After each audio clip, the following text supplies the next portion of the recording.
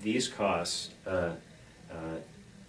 all of them are imperfect, and they're all a matter of some judgment and how staffing scenarios get applied.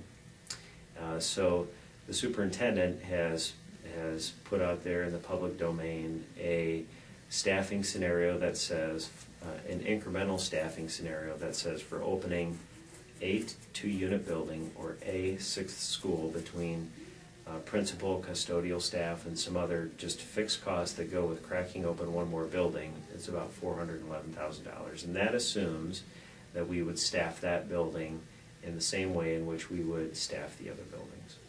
Clearly there's a difference of opinion. There's another school of thought out there that says, well, if you make the other schools larger, you need to apply those same fixed costs and just spread them over fewer schools, and it ends up being a net wash.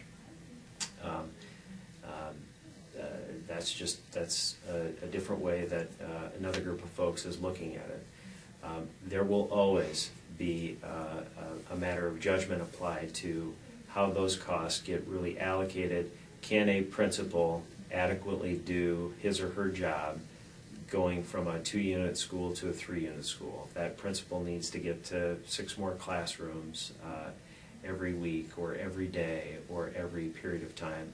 Is it really fair to insert that workload onto another principal, or can a custodian clean 6 more classrooms within that given day? I think a lot of it comes up to what are the capacity thresholds that these fixed cost people have to serve, and can they fit a little bit more in, or can the workload be adjusted in such a way where we don't incur the big chunks and the big jumps of added cost?